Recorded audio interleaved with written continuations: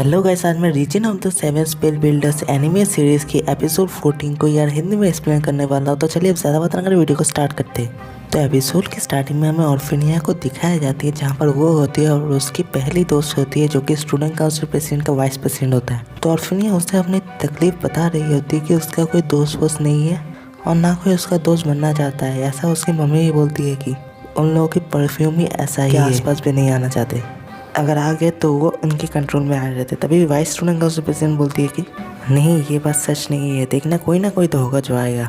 फिर first day जब पहले दिन ऑर्फेनिया एकेडमी में गई थी, फिर प्रेजेंट टाइम में कहानी आ जाती है जहाँ पर वही वाइस प्रेसिडेंट और स्टूडेंट काउंसिल प्रेसिडेंट एक साथ जा रहे होते हैं। यहाँ पर वाइस प्रेसिडेंट बोलती है कि क्या तुम्हें वो पहले दिन पता है जब ऑर्फेनिया आया था? तभी स्टूडेंट काउंसिल प्रेसिडेंट बोलता हाँ, कैसे बोल सकता हूँ मैं। फिर ओलिवा और बाकी लोगों की तरफ सीन चला जाता है जहाँ पर वो लोग जा रहे होते हैं। फिर जाते जाते बीच में एक नदी आ जाता है जिसके पार करने के लिए वो लोग गाय का वही सीड यूज़ करता है, जिस वजह से एक शिप टाइप का बन जाता है। तो ओलिवा और बाकी लोग अब शिप से जाएंगे। तो ओलिवा मन ही मन बता देता है इशारों में पीछे मिस काटी को कि अब हम लोग शिप में जाएंगे तो अब तुम मुझे फॉलो नहीं कर सकते, तो एक काम करो तुम वापस चले जाओ।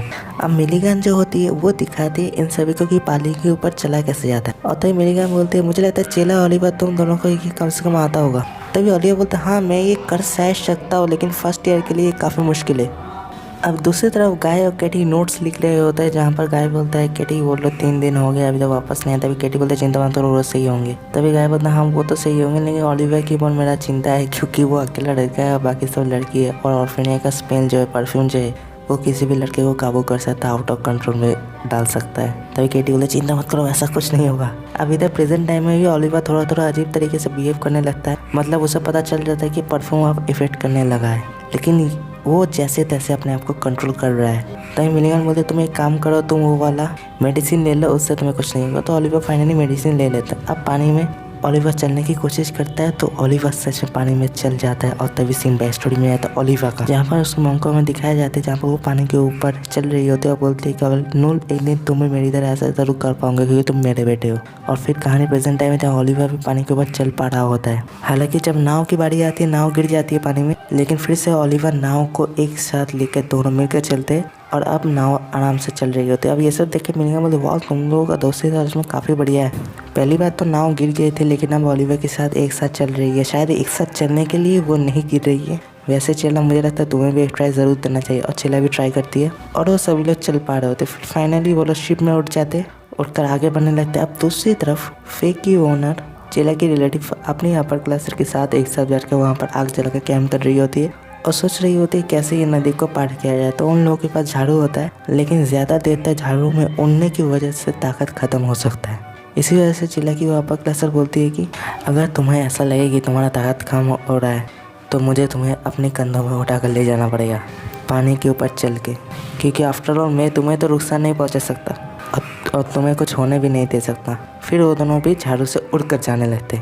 अब ओलिवा, मिलीगन, चेला सब नाव से जा रहे होते, तभी वहाँ पर और एक अपर क्लासर होता है जो कि पानी के ऊपर चल रहा होता है और एक स्पेल कास्ट करता है, जिसकी वजह से काफ़ी सारे मॉन्स्टर से एक मॉन्स्टर बन जाता है। और वही बंदा होता है जो कि पहले ऑर्फेनिया से फाइट किया था। आप लोगों ने पहले एपिसोड देखा होगा तो आप लोगों को याद होगा। उसे देख के मिलीगन बोलती है आप यहाँ पर?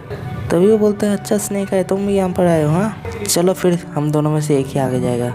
तभी चेला बोलते लेकिन ये रुक जाओ, ऐसा झगड़ा करके क्या फ़ायदा, हम लोग क्या कोऑपरेट नहीं कर सकते? आप भी यहाँ पर शायद ऑर्फेनिया को ही ढूंढने आए हैं, हम भी वहाँ पर ढूंढने आए क्योंकि उन लोगों ने हमारे दोस्तों को किडनैप किया है और शायद आप उसी रिसर्च के पीछे जो ऑर्फेनिया ने किया है।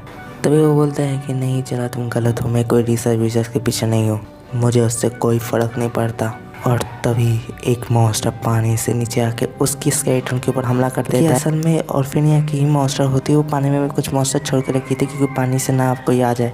और तभी मिलीगन बोलते कि हम लोग का टाइम है और वो लोग भागने लगते हैं। बोलता है कि ये मॉन्स्टर मैं आपके ऊपर सोचता हूँ सेंपाई। अब दूसरी तरफ स्टूडेंट काउंसिल प्रेसिडेंट और वाइस प्रेसिडेंट जा रहे होते हैं, जहाँ पर वाइस प्रेसिडेंट बोलती है कि आपको वो दिन याद है जब हम लोग मतलब ऑर्फेनिया पहली बार एकेडमी में आए थे? तो स्टूडेंट काउंसिल प्रेसिडेंट बोलते हाँ वो दिन कैसे मैं भूल सकता हूँ, सब कुछ मेरे वजह से तो हुआ। तो वाइस प्रेसिडेंट बोलता नहीं इसमें आपकी कोई गलती नहीं है। फिर कहानी बैक स्टोरी में जाता है जहाँ पर ऑर्फेनिया पहली बार एकेडमी में आती है, उसके पास एक ही दोस्त रहती है वो वाइस प्रेसिडेंट एकेडमी में आने के बाद भी। लेकिन तभी वाइस प्रेसिडेंट उसे अपनी स्टूडेंट काउंसिल प्रेसिडेंट से मिलाती है जो कि तब भी अपर क्लास से ही होता है, एक क्लास अप, सेकेंड ईयर।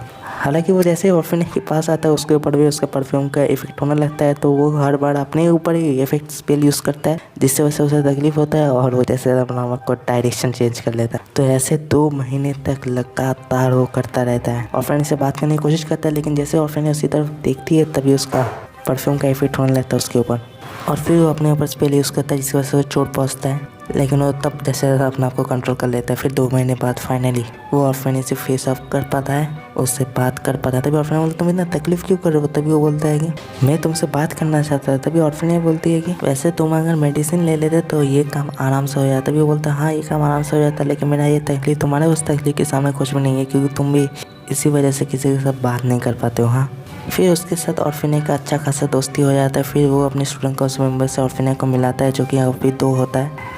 तो ऑर्फेनेज बोलते हैं ये सब क्या है? तभी वो बोलते हैं कि हम लोग स्टूडेंट काउंसिल मेंबर है, हम कोशिश करते हैं कि जितने भी स्टूडेंट जिन लोगों को कोई प्रॉब्लम आता है या कोई के ऊपर भी फंस जाता है तो हम लोग वहाँ पर मदद करते हैं उन लोगों का। तभी ऑर्फेनेज बोलते बस तुम 4? तभी स्टूडेंट काउंसिल प्रेसिडेंट बोलते हैं हाँ बस हम लोग 4, लेकिन हम इंक्रीज़ करना चाहते हैं नंबर को, पर बहुत ही कम लोग ही ज्वाइन करना चाहते हैं और केपेबल भी बहुत ही कम होता है, तो क्यों ना ऑर्फेनेज तुम ज्वाइन करो। तभी ऑर्फेनेज बोलते हैं लेकिन मैं तो कुछ कर ही नहीं सकती बस सिवाय हीलिंग स्पेल यूज़ करने का।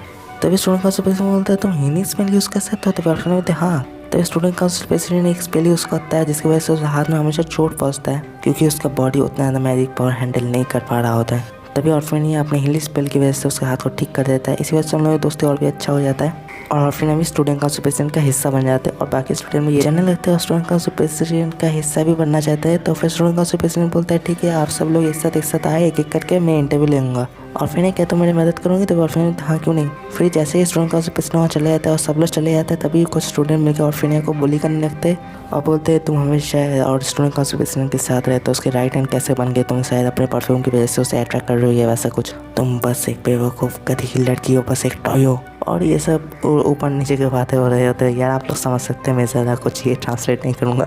तो finally orphanage out of control हो जाती है और ऑर्फेनेज अपनी पावर यूज़ कर देती है, जिसकी वजह से वहाँ पर कोई भी नहीं आ पा रहा होता है। तो तभी स्टूडेंट काउंसिल का एक मेंबर वहाँ आ जाता है और वो लड़का या लड़की पता नहीं, हालांकि उसके ऊपर भी इफेक्ट होने लगता है। बोलता है तुमने क्या कर दिया ऑर्फेनिया, तुमने अपनी पावर को इतना ज़्यादा ग्रो कर लिया कि यहाँ पर कोई आ भी नहीं पा रहा है। तभी ऑर्फेनिया बोलता है क्या तुम भी अब, क्या मेरा इफेक्ट तुम्हारे ऊपर भी हो रहा है? वो तभी वो बोलता है कि और कोई रास्ता नहीं है। और तभी एक फाइट होता है जो कि हमें नहीं दिखाया जाता। फिर शाम के टाइम स्टूडेंट काउंसिल प्रेसिडेंट उसको देखता है कि वो गिरा हुआ रहता है वहाँ पर और ऑर्फेनिया वहाँ पर बैठी रहती है और स्टूडेंट काउंसिल प्रेसिडेंट बोलता है ये तुमने क्या कर दिया। और फिर कहानी प्रेजेंट टाइम पे ऑर्फेनिया के पास जाते हैं, जब ऑर्फेनिया बोलता है और कोई रास्ता नहीं था, मेरा पावर आउट ऑफ कंट्रोल हो रहा है, मुझे ये जल्दी करना पड़ेगा सेनपाई। और तभी यहाँ पर बेटी को दिखाया जाता है, बेटी को ऑलरेडी एक बम देता है जिसकी वजह से वो दीवार तोड़ के बेटी बाहर आ जाती है। फिर बेटी के ऊपर को मॉन्स्टर हमला करता है, बेटी फिर से बम ब्लास्ट करता है, मॉन्स्टर हट जाता है। बेटी जैसे जैसे गुहा से बाहर आकर एक फ्लैश ग्रेनेड टाइप का यूज़ करता है, जिस वजह से सभी लोग इसकी तरफ देखे। हालांकि किसी ने अभी तक देखा है या नहीं गुहा में नहीं बताया जाता। और इधर ही ये वाला एपिसोड ख़त्म हो जाता है। उम्मीद है यार आप लोग को पसंद आया होगा। चैनल में नए हैं ना तो सब्सक्राइब कीजिए, वीडियो पसंद आया तो लाइक कीजिए और जितना हो सके उतना दोस्तों के साथ शेयर कीजिए। और हाँ यार, घोस्ट हंट का इस वीक के एपिसोड नहीं आ पाया, मैं इस वीक में काफ़ी ज़्यादा बिजी था यार। उम्मीद आप लोग समझ सकते हैं नेक्स्ट वीक मेरे ख्याल से एपिसोड आ जाएगा घोस्ट हंट का। तो चलिए फिर मिलते हैं अगले किसी वीडियो में। बाय, सिया।